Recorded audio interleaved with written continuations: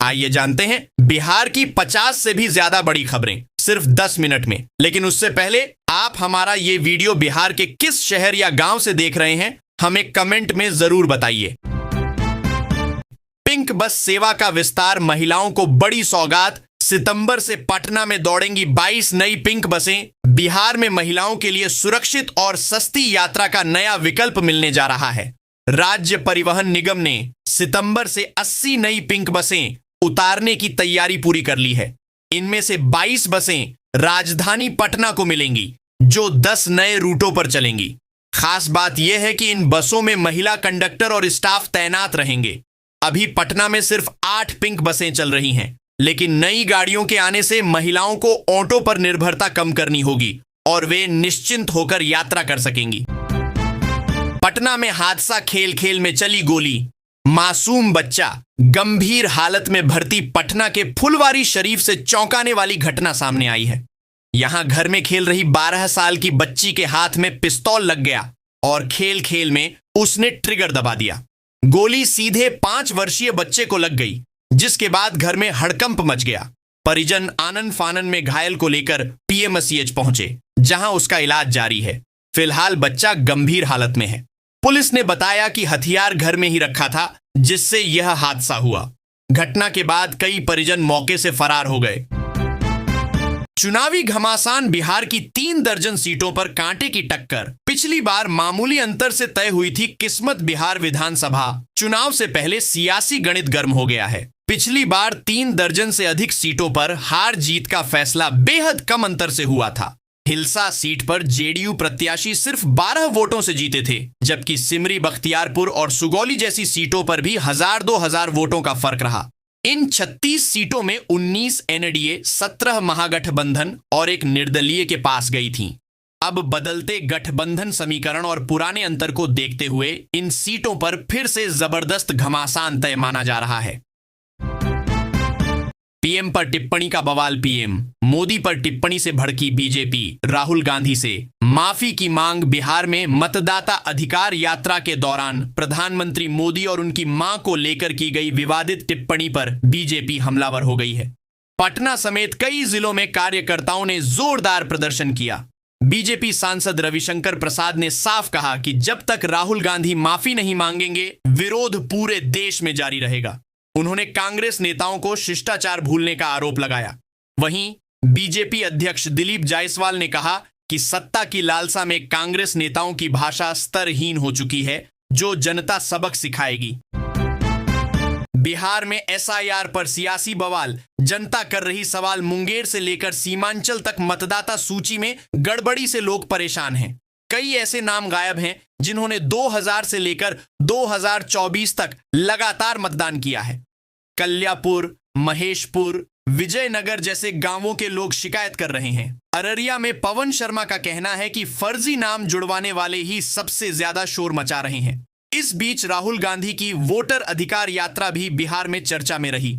वहीं बीएलओ मतदाता सूची में सुधार कर रहे थे। साफ है कि पूरे बिहार में मतदाता सूची का विशेष गहन पुनरीक्षण एसआईआर बड़ा मुद्दा बन चुका है।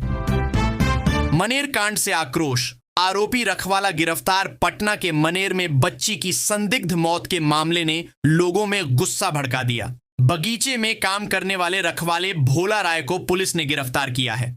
घटना से पहले भी उसका व्यवहार संदिग्ध था और सीसीटीवी में वह बच्ची के साथ दिखा था। जांच के बाद पुलिस ने उसे हिरासत में लेकर पूछताछ शुरू की है। घटना के विरोध में लोगों ने शुक्रवार को सड़क जाम कर कार्रवाई की मांग की। गुस्साए लोगों का कहना था कि दोषी को कड़ी सजा मिले।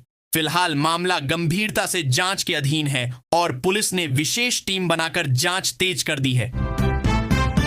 मौसम अपडेट। किशनगंज में सबसे ज्यादा बारिश। औरंगाबाद रहा गर्म। बिहार में मानसून कमजोर पड़ा है, लेकिन किशनगंज में रिकॉर्ड बारिश दर्ज की गई। वहीं औरंगाबाद सबसे गर्म रहा। मौसम विभाग के अनुसार इस सीजन में अब तक राज्य में 28% कम बारिश हुई है। सामान्य 762.5 मिलीमीटर के मुकाबले अब तक सिर्फ 547.4 मिलीमीटर वर्षा दर्ज हुई। शुक्रवार को पटना में रुक रुक कर बारिश और धूप के कारण उमस बढ़ी। मौसम विज्ञान केंद्र ने शनिवार को कई जिलों के लिए येलो अलर्ट जारी किया है। चंपारण और भागलपुर में भारी बारिश का पूर्वानुमान है। उत्तर और दक्षिण बिहार में 30 से 40 किलोमीटर प्रति घंटा की रफ्तार से हवा चल सकती है। स्वच्छ हरित रेटिंग में पटना दूसरे स्थान पर, वैशाली पहले नंबर पर। बिहार के स्कूलों में स्वच्छ, हरित और सुरक्षित माहौल को बढ़ावा देने के लिए शुरू की गई SHVR योजना में पटना जिला दूसरे स्थान पर पहुंचा है, जबकि वैशाली पहले नंबर पर है। यह मूल्यांकन राष्ट्रीय शिक्षा नीति 2020 की 5वीं वर्षगांठ पर चलाया जा रहा है। अब तक पटना जिले के 4,766 स्कूलों में से 3,421 सरकारी स्कूलों ने पोर्टल पर निबंधन कराया है। इसके तहत सरकारी, निजी, अल्पसंख्यक, आवासीय, केंद्रीय विद्यालय और नवोदय स्कूलों को भी शामिल किया गया है। 30 सितंबर तक प्रक्रिया चलेगी और बेहतरीन प्रदर्शन करने वाले जिलों को सम्मानित किया जाएगा। हथियार सत्यापन की समय सीमा बढ़ी, अब 15 सितंबर तक। मौका पटना जिला प्रशासन ने हथियार सत्यापन की अंतिम तिथि बढ़ाकर 15 सितंबर कर दी है। चुनाव के मद्देनजर यह कदम उठाया गया है ताकि लाइसेंसधारी शस्त्रों का सही सत्यापन हो सके और दुरुपयोग रोका जा सके। अब सभी लाइसेंसधारी दोपहर 2 से शाम 5 बजे तक संबंधित थाने जाकर सत्यापन करा सकेंगे। डीएम डॉक्टर त्यागराजन एसएम ने आदेश जारी कर सभी अनुमंडलों में दंडाधिकारियों की प्रतिनियुक्ति की है। पहले यह प्रक्रिया 25 से 30 अगस्त तक रखी गई थी, लेकिन कम संख्या में सत्यापन होने के कारण इसकी अवधि बढ़ानी पड़ी। नीतीश सरकार का तोहफा, 7 जिलों में बनेंगी 8 सड़कें और पुल। बिहार सरकार ने आधारभूत ढांचे को मजबूत करने के लिए बड़ा कदम उठाया है। पथ निर्माण विभाग ने 7 जिलों में 120 करोड़ की लागत से 8 सड़कों और 1 पुल के निर्माण को मंजूरी दी है। इनमें पूर्वी चंपारण, दरभंगा, मधुबनी, लखीसराय, भागलपुर, पूर्णिया और हाजीपुर शामिल हैं। इन योजनाओं के तहत चौड़ीकरण, मजबूतीकरण, नाला और हार्ड सोल्डरिंग का कार्य होगा। पश्चिम चंपारण में नाला निर्माण, रक्सौल आदापुर मार्ग और पकड़ी दयाल सिरहा पथ पर चौड़ीकरण शामिल है। मंत्री नितिन नवीन ने कहा कि इन परियोजनाओं से ट्रैफिक में सुधार और लोगों को समय व ईंधन की बचत होगी। बिहार को पीएम मोदी की सौगात, कई परियोजनाओं का शिलान्यास। प्रधानमंत्री नरेंद्र मोदी 2 सितंबर को बिहार को करोड़ों की सौगात देंगे। वे कई रेल, सड़क और आधारभूत संरचना परियोजनाओं का वर्चुअल शिलान्यास और उद्घाटन करेंगे। उप मुख्यमंत्री सम्राट चौधरी ने बताया कि पीएम मोदी इस दौरान बिहार की जनता को संबोधित भी करेंगे। उन्होंने कहा कि एनडीए सरकार महिलाओं के रोजगार और स्वावलंबन पर फोकस कर रही है। कैबिनेट ने मुख्यमंत्री महिला रोजगार योजना को मंजूरी दी है। सितंबर से आवेदन शुरू होंगे और पहली किस्त में 10,000 रुपए महिलाओं के खाते में जाएंगे। स्वरोजगार शुरू करने पर 2 लाख रुपए तक की सहायता भी दी जाएगी। नोट जलाने वाले इंजीनियर से जेल में पूछताछ, संपत्ति की पड़ताल। बेऊर जेल में बंद ग्रामीण कार्य विभाग के अधीक्षण अभियंता विनोद कुमार राय से आर्थिक अपराध इकाई EOU ने पूछताछ शुरू कर दी है। कोर्ट से अनुमति मिलने पर 3 दिनों तक जेल में ही उनसे सवाल जवाब होंगे। मेडिकल टीम की निगरानी में हुई पूछताछ में कई अहम खुलासे हुए हैं। जांच में पता चला है कि इंजीनियर के पास बिहार और ओडिशा में सड़क निर्माण से जुड़े कंस्ट्रक्शन प्लांट हैं। इसके अलावा उनके नाम पर कई शहरों में भूखंड और 2 दर्जन से अधिक डीड मिली हैं। योयू जल्द ही इन संपत्तियों और प्लांट की जांच करेगी। गंगा पर बनेगा चौथा डबल लाइन रेल पुल, भूमि अधिग्रहण शुरू। भागलपुर के पास गंगा नदी पर चौथे डबल लाइन रेल पुल का निर्माण शुरू होने जा रहा है। 2,549 करोड़ रुपए की लागत से बनने वाला यह पुल Vikramshila Katariya new double rail line का हिस्सा होगा। परियोजना 3 साल में पूरी करने का लक्ष्य है। भूमि अधिग्रहण की कार्रवाई चल रही है। 26.23 किलोमीटर लंबी यह रेल लाइन देवघर घोड्डा होते हुए बटेश्वर स्थान से गुजरेगी। नया पुल उत्तर और दक्षिण बिहार को जोड़ने में अहम भूमिका निभाएगा। इससे कोसी और सीमांचल क्षेत्र को अंग प्रदेश से सीधा रेल संपर्क मिलेगा। पुल वाई आकार का होगा और दोनों तरफ से रेल लाइन जुड़ेगी। नेपाल रूट से भेजे जा रहे आतंकी इंटेलिजेंस रिपोर्ट में खुलासा। इंटेलिजेंस की जांच में बड़ा खुलासा हुआ है कि पाकिस्तान की खुफिया एजेंसी आईएसआई नेपाल के टूरिस्ट वीजा के जरिए भारत में आतंकी भेज रही है। शुरुआती जांच में सामने आया कि जैश ए मोहम्मद से जुड़े 3 आतंकी हसनैन अली, आदिल हुसैन और मोहम्मद उस्मान भी नेपाल के रास्ते भारत पहुंचे थे। सुरक्षा एजेंसियों ने नेपाल सीमा पर चौकसी बढ़ा दी है। रिपोर्ट के मुताबिक नेपाल के काठमांडू एयरपोर्ट पर पर्यटक वीजा से आने वाले कुछ पाक नागरिक आतंकी गतिविधियों में शामिल होते हैं। पंजाब, गुजरात और कश्मीर सीमा पर कड़ी निगरानी के कारण आईएसआई नेपाल का इस्तेमाल कर रही है। सीमांचल में सक्रिय तस्करों से भी मदद ली जा रही है। कन्या उत्थान योजना में नया फॉर्मेट, छात्राओं की बढ़ी परेशानी। बिहार की स्नातक उत्तीर्ण छात्राओं को कन्या उत्थान योजना का लाभ पाने के लिए अब नया आवेदन करना होगा। निदेशालय स्तर से आवेदन फॉर्मेट में बदलाव किया गया है। अब छात्राओं को रजिस्ट्रेशन स्लिप, अंक पत्र, आधार कार्ड और मोबाइल नंबर के साथ दोबारा आवेदन करना पड़ेगा। पहले मोबाइल नंबर की अनिवार्यता नहीं थी। विश्वविद्यालय स्तर से हर छात्रा का रिकॉर्ड अपडेट कर मोबाइल नंबर जोड़ा जाएगा। शुक्रवार को बड़ी संख्या में छात्राएं जानकारी के लिए पहुंची।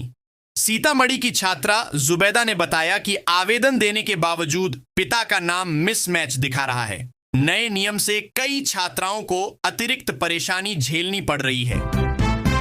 मुजफ्फरपुर में 11 करोड़ 63 लाख से कचरा निस्तारण की नई योजना। मुजफ्फरपुर नगर निगम ने कचरा समस्या से निजात दिलाने के लिए 11 करोड़ 63 लाख की योजना मंजूर की है। इसके तहत 50 टन प्रतिदिन क्षमता वाला material recovery facility MRF centre बनाया जाएगा। यहां प्लास्टिक, कागज, धातु और कांच जैसे सूखे कचरे को मशीनों से अलग कर रिसाइकलिंग उद्योगों को भेजा जाएगा। नगर आयुक्त विक्रम विरकर ने बताया कि यह योजना शहर को स्वच्छ और प्रदूषण मुक्त बनाएगी। महापौर निर्मला देवी ने कहा कि इससे स्वच्छ सर्वेक्षण में सुधार होगा और रोजगार भी मिलेगा। उप महापौर डॉक्टर मोनालिसा ने इसे युवाओं के लिए अवसर बताया। यह परियोजना स्मार्ट सिटी और स्वच्छ भारत मिशन को मजबूत आधार देगी। गंगा का बढ़ता जलस्तर। 60,000 आबादी संकट में। बेगूसराय के दियारा क्षेत्र में गंगा नदी के जलस्तर में वृद्धि से 60,000 से अधिक आबादी संकट में आ गई है। शुक्रवार को कई सड़कों पर 3 फीट पानी भर जाने से गांवों का संपर्क प्रखंड मुख्यालय से टूट गया। परमानंदपुर, ताजपुर और पहाड़पुर पंचायतों में हालात गंभीर हैं। कई स्कूलों में पानी घुस गया है, जिससे पढ़ाई बाधित है। किसानों की दलहन और पशुचारा की फसलें डूब चुकी हैं। ग्रामीण जान जोखिम में डालकर पानी पार कर रहे हैं, लेकिन प्रशासन की ओर से नाव की व्यवस्था नहीं हुई है। सीओ रवि कुमार ने निरीक्षण कर आश्वासन दिया कि जल्द आवश्यक कदम उठाए जाएंगे। सलौना स्टेशन पर वंदे भारत ठहराव की मांग तेज। पूर्णिया, खगड़िया, समस्तीपुर होते हुए पटना तक चलने वाली वंदे भारत एक्सप्रेस का परिचालन अगले माह शुरू होगा, लेकिन अब सलौना स्टेशन पर ट्रेन के ठहराव की मांग जोर पकड़ रही है। विधायक सूर्यकांत पासवान और रेल यात्री संघ अध्यक्ष राजेश अग्रवाल ने रेल मंत्री अश्विनी वैष्णव को पत्र लिखकर आग्रह किया है। उन्होंने कहा कि सलौना स्टेशन अमृत भारत स्टेशन श्रेणी में शामिल है और 3 जिलों की सीमा पर स्थित है। यहां से बड़ी संख्या में यात्री यात्रा करते हैं। यह क्षेत्र व्यावसायिक मंडी और मक्का उत्पादन के लिए प्रसिद्ध है। पत्र में मांग की गई कि राजधानी पटना से सीधा संपर्क सुनिश्चित करने के लिए वंदे भारत का ठहराव जरूरी है। राहुल गांधी का आरोप। आरएसएस उद्योगपतियों की चल रही सरकार। बिहार में मतदाता अधिकार यात्रा के समापन पर कांग्रेस नेता राहुल गांधी ने केंद्र सरकार पर तीखा हमला बोला। आरा के रमना मैदान में सभा को संबोधित करते हुए राहुल ने कहा कि मोदी सरकार गरीबों का हक छीन रही है और सरकार में आरएसएस व उद्योगपतियों की हिस्सेदारी चल रही है। उन्होंने कहा कि महाराष्ट्र और हरियाणा में वोट चोरी कर सरकार बनाई गई। बिहार से इस लड़ाई की शुरुआत हो रही है ताकि कोई वोट चोरी न हो। मंच पर अखिलेश यादव, तेजस्वी यादव, दिग्विजय सिंह और कन्हैया कुमार समेत कई बड़े नेता मौजूद रहे। सभा में हजारों कार्यकर्ताओं ने हिस्सा लिया और राहुल ने युवाओं से आंदोलन को देश भर में फैलाने का आह्वान किया। गंगा के बढ़ते जलस्तर से बिगड़े हालात। 57 स्कूल बंद। भोजपुर जिले में गंगा नदी का जलस्तर खतरे के निशान से ऊपर पहुंचते ही हालात गंभीर हो गए हैं। बड़हरा, शाहपुर और आरा क्षेत्र में 2 दर्जन से अधिक सड़कों पर पानी चढ़ गया है, जबकि 5 दर्जन से अधिक गांव बाढ़ से पूरी तरह प्रभावित हैं। केशवपुर बखोरापुर मुख्य सड़क का कटाव तेजी से हो रहा है। हालात बिगड़ने पर शिक्षा विभाग ने शाहपुर, बिहिया, बड़हरा, कोइलवर और आरा के 57 स्कूलों को 1 सितंबर तक बंद करने का आदेश दिया है।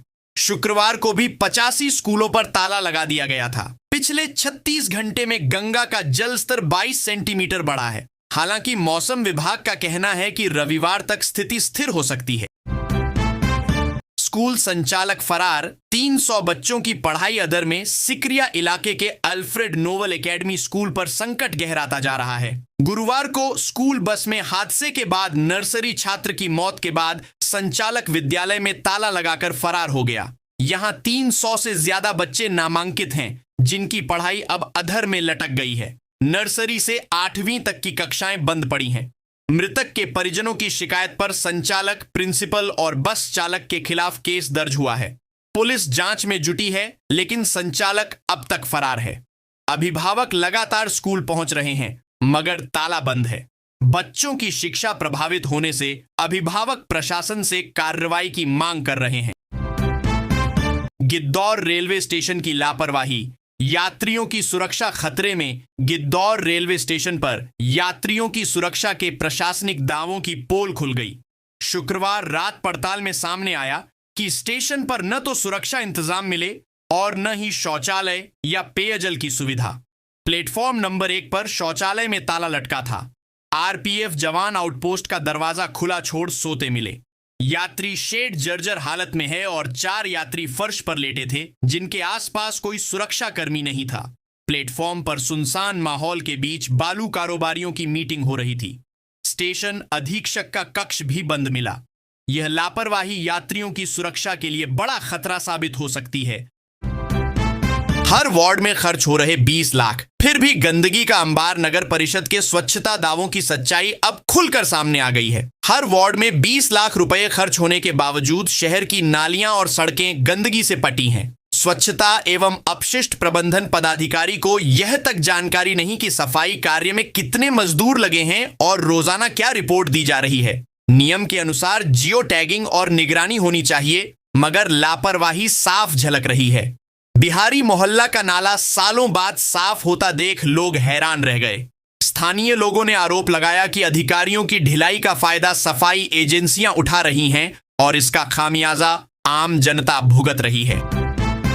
जमुई में गणेश विसर्जन के दौरान बवाल, 2 पक्षों में तनाव। जमुई जिले के नीमारंग मोहल्ले में गणेश प्रतिमा विसर्जन के दौरान शुक्रवार रात अचानक 2 पक्ष आमने सामने आ गए। दोनों ओर से ईंट पत्थर चलने लगे, जिससे भगदड़ मच गई और इलाके में तनाव फैल गया। अफरा तफरी के बीच लोग इधर उधर भागने लगे। सूचना पाकर टाउन थाना पुलिस मौके पर पहुंची और हालात काबू में की।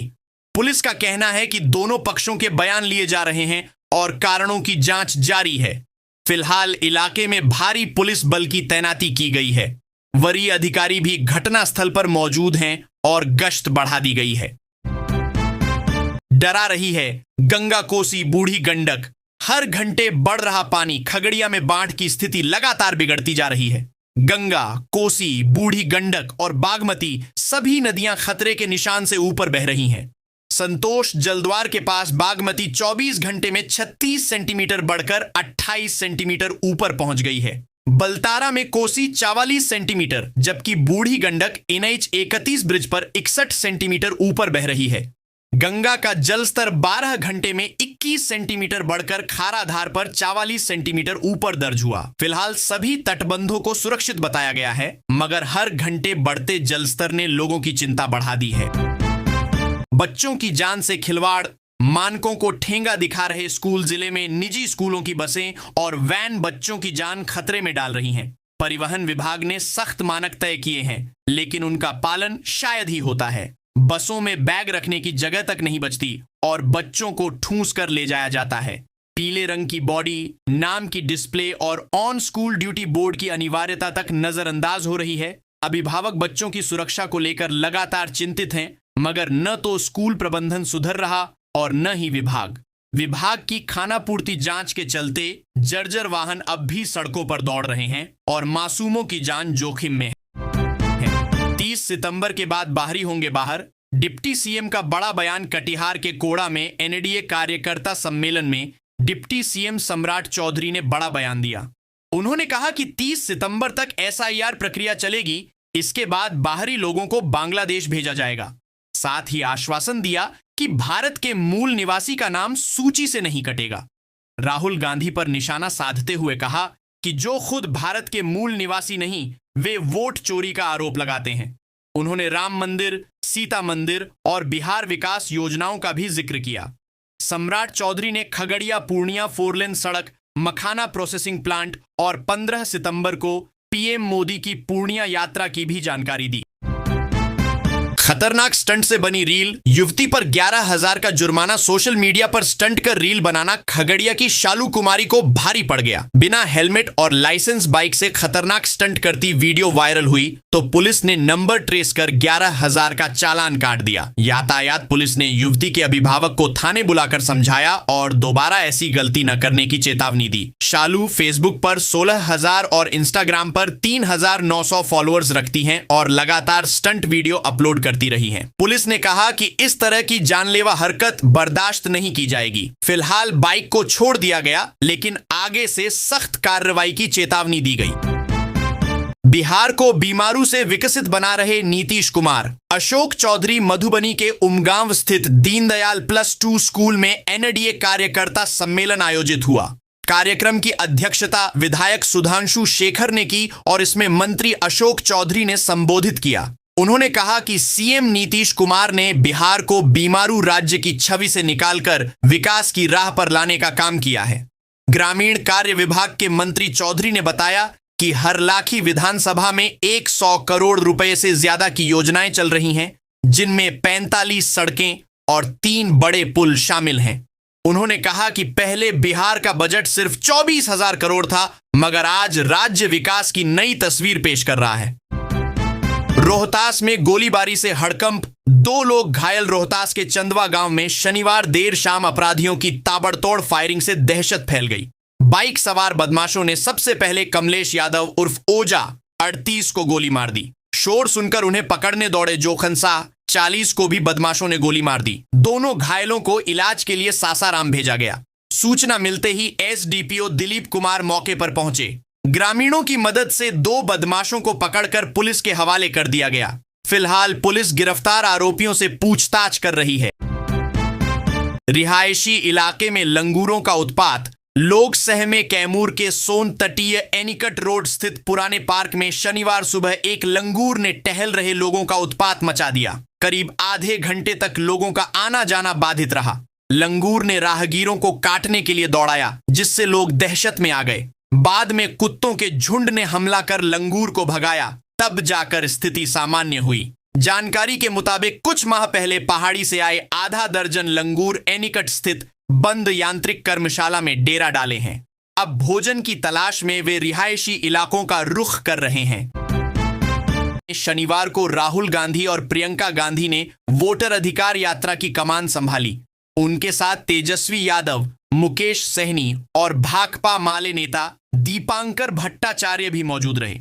हेलीकॉप्टर से पहुंचने के बाद काफिला हुसुन चौक से खुली गाड़ियों में रवाना हुआ। हजारों की भीड़ झंडे और नारे लिखी तख्तियां लेकर घंटों से इंतजार में खड़ी थी। यात्रा महावीर चौक, गांधी मैदान होते हुए डिग्री कॉलेज चौक तक पहुंची। बीच बीच में वोट चोर गद्दी छोड़ के नारे गूंजते रहे। किशनपुर और सरायगढ़ भपटियाही में भी यात्रा का भव्य स्वागत किया गया। नेताओं के स्वागत और नारों से पूरा इलाका गूंज उठा। यात्रियों की सुरक्षा बढ़ेगी। ट्रेनों में लगेंगे सीसीटीवी। समस्तीपुर रेल मंडल ने यात्रियों की सुरक्षा के लिए बड़ा कदम उठाया है।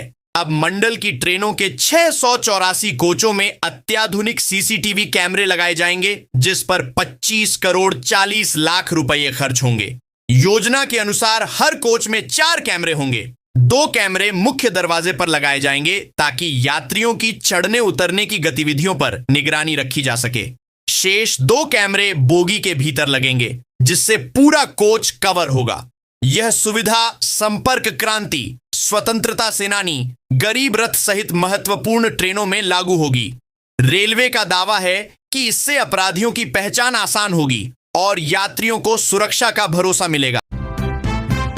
पाकिस्तान का काल भैरव सीमाओं पर तैनाती की तैयारी। भारतीय सेना ने पूर्वी और पश्चिमी सीमाओं पर चीन पाकिस्तान की चुनौतियों से निपटने के लिए भैरव कमांडो बटालियन के गठन की रफ्तार तेज कर दी है। सेना प्रमुख जनरल उपेंद्र द्विवेदी के मुताबिक अगले 2 से 3 महीने में भैरव कमांडो अग्रिम मोर्चों पर तैनात रहेंगे। ये दस्ता सामान्य सैनिकों और पारा कमांडो के बीच रणनीतिक सेतु का काम करेगा। हर बटालियन में 250 सैनिक होंगे, जिन्हें आधुनिक हथियार और विशेष प्रशिक्षण दिया जा रहा है। फिलहाल 5 बटालियन के गठन की प्रक्रिया जारी है और नवंबर तक इन्हें पूरी तरह खड़ा कर दिया जाएगा। ऑपरेशन सिंदूर के बाद यह सेना की नई जवाबी रणनीति का अहम हिस्सा माना जा रहा है।